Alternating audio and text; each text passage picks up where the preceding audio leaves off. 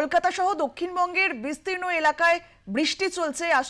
গতকাল আমরা দেখেছিলাম সারাদিন বৃষ্টি চলছিল এবং এক সপ্তাহ ধরে এই বৃষ্টি চলবে এমনটাই তা জানা যাচ্ছে। আপনাদেরকে আরো একবার জানিয়ে রাখি, কলকাতা সহ দক্ষিণবঙ্গে বিস্তীর্ণ এলাকা জুড়ে চলছে বৃষ্টি, সঙ্গে দোসর নিম্নচাপ এবং মৌসুমী অক্ষরেখা এবং নিম্নচাপের প্রভাবে সপ্তাহভর চলবে বৃষ্টি, এমনটাই জানিয়েছে আলিপুর আবহাওয়া দপ্তর। আপনাদেরকে আরো একবার জানিয়ে রাখি, আলিপুর আবহাওয়া দপ্তরের তরফে জানানো হয়েছে মৌসুমী অক্ষরেখা এবং নিম্নচাপের প্রভাবে সপ্তাহভর চলবে বৃষ্টি।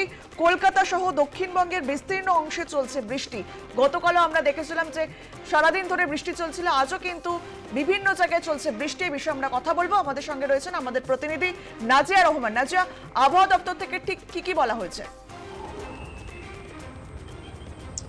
দেখো, দক্ষিণবঙ্গে বর্ষা প্রবেশ ঘটেছে এবং বঙ্গোপসাগরের উপরে যে নিম্নচাপটি সৃষ্টি হয়েছিল সেই নিম্নচাপের হাত ধরেই কিন্তু এই বর্ষার আগমন ঘটেছে। অন্যদিকে মৌসুমী বায়ু সক্রিয় রয়েছে, তো নিম্নচাপ এবং মৌসুমী বায়ু এই দুইয়ের প্রভাবে কিন্তু বৃষ্টি চলবে। আগামী 24শে জুন পর্যন্ত এই বৃষ্টি চলবে, এমনটাই কিন্তু জানাচ্ছে হাওয়া অফিস। পাশাপাশি উত্তরবঙ্গে বেশ কিছুদিন আগেই কিন্তু বর্ষার প্রবেশ ঘটেছে এবং সেখানে বৃষ্টি শুরু হয়েছে। আগামী কয়েকদিন সেখানেও বৃষ্টি চলবে এক টানা, এমনটা কিন্তু জানাচ্ছেন আবহাওয়াবিদেরা। অর্থাৎ বৃষ্টি কিন্তু বঙ্গ জুড়ে শুরু হয়ে গেছে।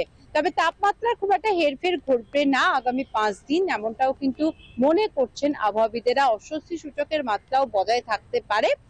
বৃষ্টির পূর্বাভাস রয়েছে কলকাতা সহ কলকাতা সংলগ্ন যে সমস্ত জেলাগুলি আছে, যেমন হাওড়া, হুগলি, 24 পরগনা, পাশাপাশি নদিয়া, বীরভূম, বাঁকুড়া, পুরুলিয়া, এই সমস্ত জেলাগুলিতেও কিন্তু বৃষ্টির পূর্বাভাস রয়েছে। বৃষ্টির পূর্বাভাস রয়েছে পূর্ব মেদিনীপুর, পশ্চিম মেদিনীপুর, 2 বর্ধমান বা এই সমস্ত জেলাগুলিতেও। পাশাপাশি উত্তরবঙ্গের জেলাগুলি যদি আমরা দেখি, দার্জিলিং, জলপাইগুড়ি, কোচবিহার, এই সমস্ত জেলাগুলিতেও কিন্তু বৃষ্টির পূর্বাভাস রয়েছে।